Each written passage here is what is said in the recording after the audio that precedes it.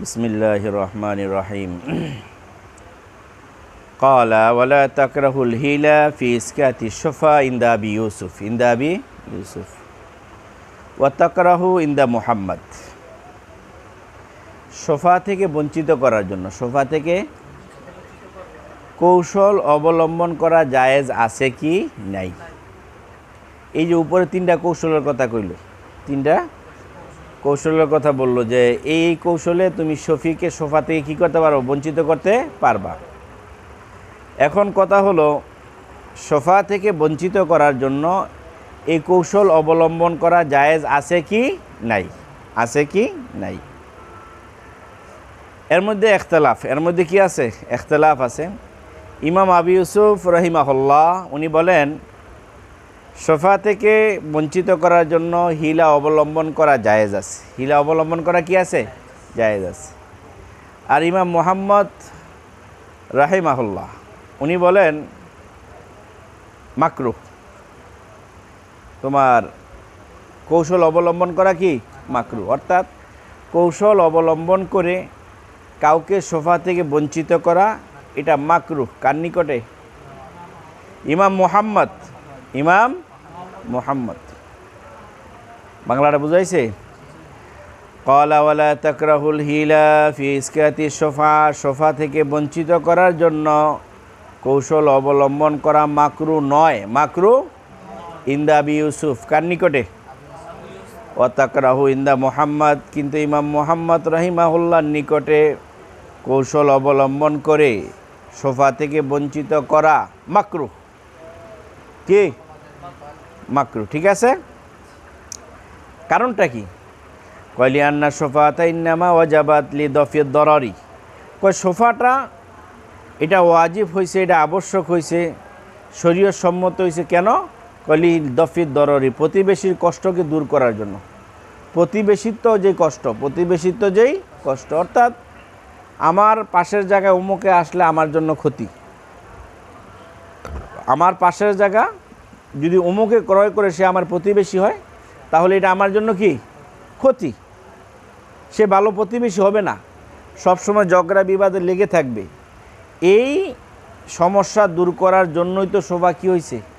শরীয়তে আবশ্যক হয়েছে, বা শরীয়তের মধ্যে এটা সিদ্ধ হয়েছে। এখন যদি আমরা হিলাটাকে বৈধ ধরি, কৌশলটাকে বৈধ ধরি, তাহলে কি কষ্ট দূর হইল কি হয় না? বলো তো, কষ্টটা দূর হয় নাই, এটাই বলতেছে। ওয়ালাউ আবাহনাল হিলা, আর যদি আমরা হিলাটাকে মোবা ধরি, হিলাটাকে জায়েজ বলি, তাহলে মা দাফা না হু, ওই প্রতিবেশিত্ব যে কষ্ট আছে এটা কি হবে না? দূর হবে না। এটা কার কথা? ইমাম মুহাম্মদের কথা। কার কথা রে? তো ইমাম মুহাম্মদ বলেন যে কৌশলে যদি সোফা থেকে বাদ দেওয়া হয়, তাহলে যেই কারণে সোফা আবর্জিত হয়েছে, যেই কারণে সোফা শরীয়তের মধ্যে জায়েজ হয়েছে, ওই কারণটাই বাদ হয়ে যায়। কারণটাই কী হয়ে যায়? বাদ হয়ে যায়। এই জন্য উনি বলেন যে কৌশল করে সোফা থেকে বঞ্চিত করা কি হবে না? ঠিক হবে না। আর ইমাম আবি ইউসুফের দলিল কি? ওলি আবি ইউসুফ, ইমাম আবি ইউসুফ বলেন আন্নাহু মানা নিসবাতিল হাক্কি, যে কৌশলের মাধ্যমে অন্যের হক রহিত করা হয়েছে। অন্যের হক কী করা হয়েছে? রহিত করা হয়েছে। যেহেতু অন্যের হক রহিত করা হয়েছে, ফালা ইয়াউদ্দু দারারান, অতএব এটা কোনো ক্ষতির মধ্যে কী হবে না? শামিল হবে না। এটা কোনো ক্ষতির মধ্যে কী হবে না? শামিল হবে না। এই যে এখতলাফটা গেল, যে কৌশল অবলম্বন করে সোফা থেকে বঞ্চিত করা জায়েজ হবে কি হবে না, এই যে এখতলাফ, এই সেম এখতলাফটা তোমার জাকাতের ক্ষেত্রে। কার ক্ষেত্রে? অর্থাৎ কৌশল অবলম্বন করে জাকাত কমানো জায়েজ হবে কি হবে না। মনে করো কারো যে সম্পদ, এই সম্পদের উপর 1 কোটি টাকা জাকাত আসে। কত জাকাত আসে? 1 কোটি টাকা জাকাত আসে। এই যে 1 কোটি টাকা জাকাত আসে, এখন সে যদি কোনো কৌশল অবলম্বন করে, 1 বছর তো পার হন লাগে, মনে করো 10 মাস পার হওয়ার পরে তার এই সম্পদের মালিক সে আরেকজনকে বানাই দিল। আরেকজনকে কী দিল? বানাই দিল। তো মনে করো না, যদি সে এখান থেকে অর্ধেক সম্পদের মালিক আরেকজনকে বানাই দেয়, তাহলে তার প্রায় 50 লাখ টাকা জাকাত কমে যেতেছে।